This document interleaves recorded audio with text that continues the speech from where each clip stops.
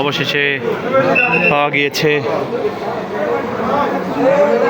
তাকে ডাক্তারি পরীক্ষা নিরীক্ষা করা হচ্ছে।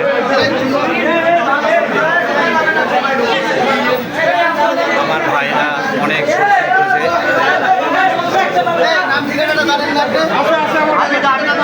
নাম ঠিকানাটা দেন, নাম ঠিকানাটা দেন।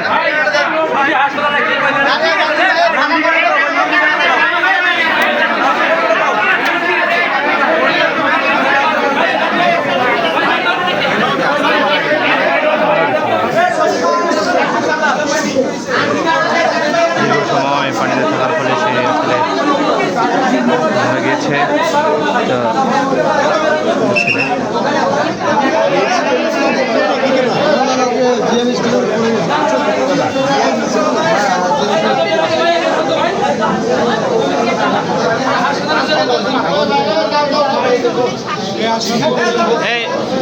এখানে একটু বলতো ভাই, কি অবস্থা একটু বলতো না।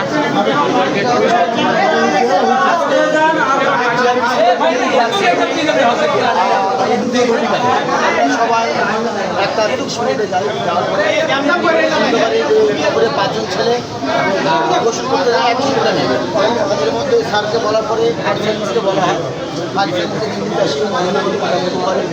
তারপরে আমি আমার ছাত্রদের পরে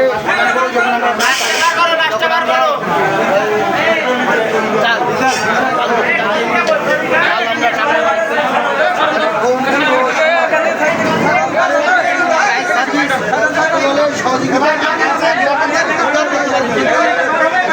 বিষয় আমরা জীবিত উদ্ধার করতে পারি।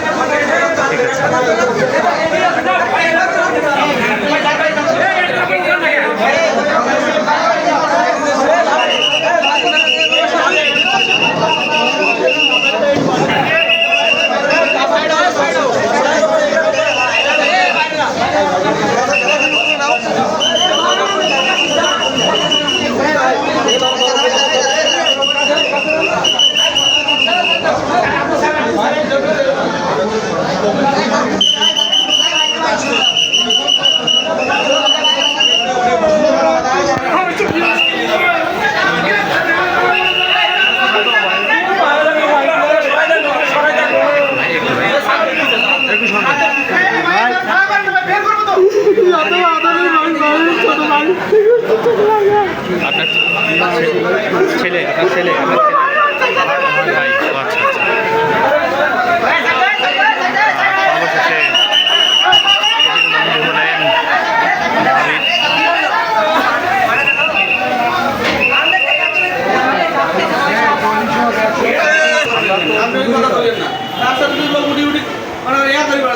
সরঞ্জাম নাই।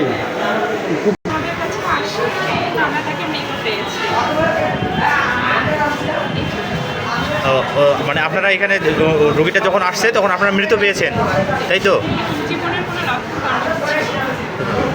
আচ্ছা, কতক্ষণ আগে মারা গেছে বা এই ধরনের কোনো ইয়ে পাওয়া যাচ্ছিল কি? পাওয়া যাচ্ছিল না। ঠিক আছে।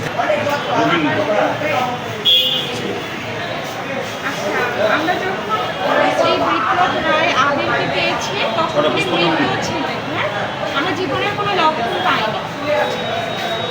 এখানে কটার দিকে আসছিলেন? 6:55। ঠিক আছে, কিভাবে বলো? জালটা যখন টান দেওয়া হয়েছিল না, যখন কিন্তু ওই ফোনে চলে গেছে।